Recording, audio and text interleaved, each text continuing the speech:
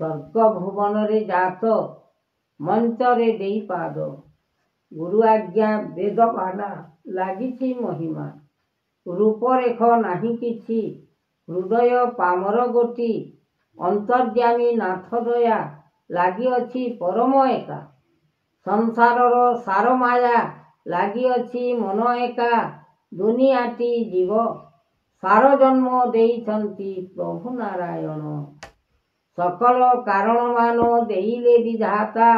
ଜଗତ କାରଣ ଦେଲେ ଅନେକ ଯେ ଏକା। ଲାଗିଅଛି ଲୟକୀର୍ତ୍ତି ମନରେ ବିଚାରି। ଶୂନ୍ୟ ବ୍ରହ୍ମ ପାଦଚିତ ଲୟ କର ସେହି। ଆନନ୍ଦିତ ମନ ତାହା ଲାଗିଅଛି ଲୟ। କୃପା କଲେ ମନ ଭିତରେ ବିଚାରିବ ସାର।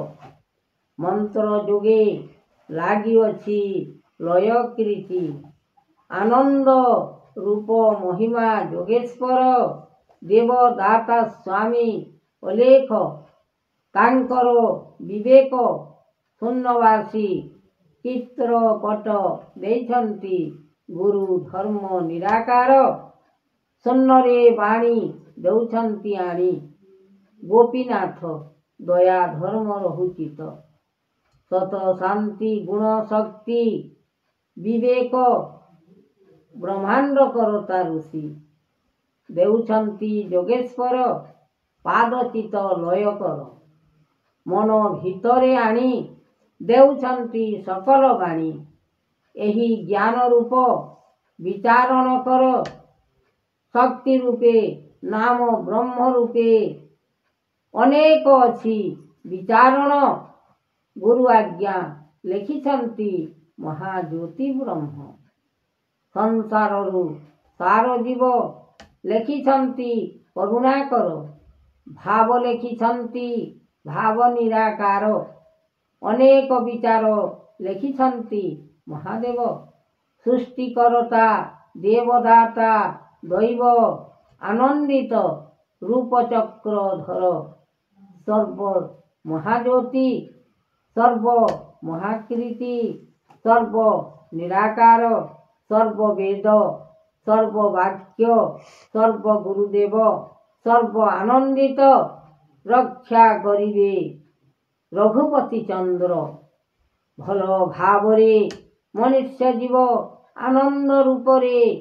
ଶକ୍ତି ବେଦ ରୂପରେ ରୋଗ ବ୍ୟାଧି ଆରୋଗ୍ୟ ହୋଇବ। ଭଲ ଭାବରେ ଚିହ୍ନି ରଖ। ଶକ୍ତି ପରିପୂର୍ଣ୍ଣ ଦାନ ଦେଉଛନ୍ତି ଗୁରୁ ଆପଣ। ନାନାଦି ରୋଗ ବ୍ୟାଧି ଆସିବ ସଂସାରକୁ। ସେଥିରେ ମୁକ୍ତି ପାଇବ ନର ସବୁ।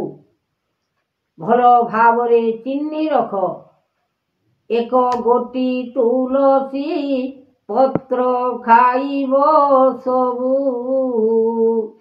ଦିନୁ ଦିନୁ ରୋଗ ବ୍ୟାଧି ଆରୋଗ୍ୟ ହୋଇବ ଆଉ। ତୁଳସୀର ମୂଳ ଡାଲ କରି କରିଣ ଆଣି। ମୁଖରେ ଲୟ କରିବ ଚିତେ ରଖିବ ବାଣୀ। ଏକ ଗୋଟି ତୁଳସୀ ତୁଲି ଆଣିବ ଡାଲ। ପାଣିରେ ପିଇବ ଖାଇବ ରଖି ମନ ଆନନ୍ଦ। ଏହି ଚିତ ପଦ୍ମ ରଖିବ ତେଣୁ ଆସନ କରି। ରୋଗରୁ ଯେ ମୁକ୍ତ ହୋଇବ ତୁଳସୀ ପତ୍ର ଖାଇ। ଏମନ୍ତ ବିଚାର କର ନର ଦେବ ଏ ନାଥ। କେତେ କେତେ ରୋଗ ବ୍ୟାଧି ଆସିବ ସଂସାର।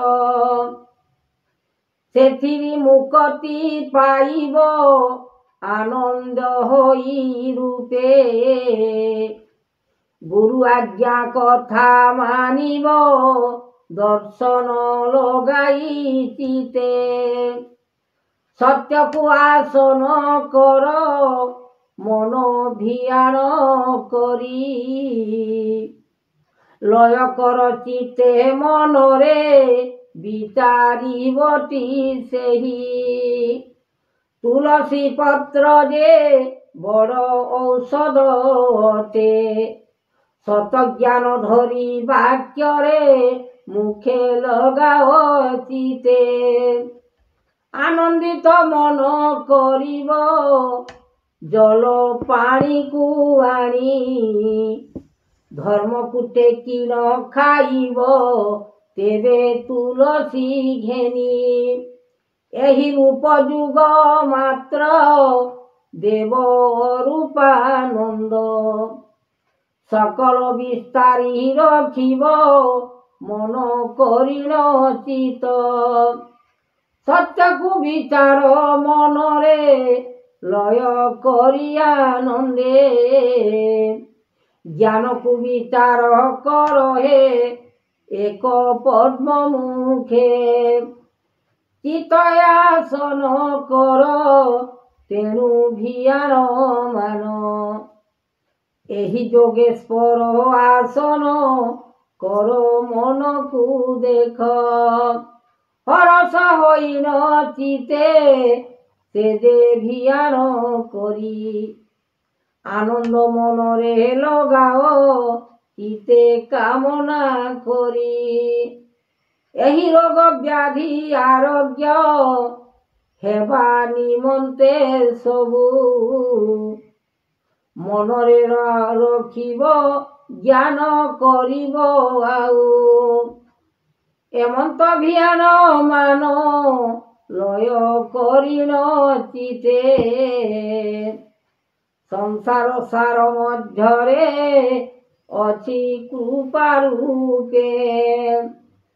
ଗୋଟିଏ ତୁଳସୀ ମୂଳ କରିବଟି ଆଣି, ସତ୍ୟ ରୂପେ ବିଚାରିବ ଦେଇବ ଜଳ ପାଣି। ରୂପ ଯୁଗ ମାନ ଅବତାର କରିବ କାମନା, ଏହି ରୋଗ ବ୍ୟାଧି ଆରୋଗ୍ୟ ଆମ୍ଭେ ହୋଇମୁ ସିନା। ନାମ ବ୍ରହ୍ମ ନିରାକାର ରୂପ ଭିଆନ କରି, ସପ୍ତମ ଋଷିର ନାମ ତେବେ ଧରିବ ଗୋଟି।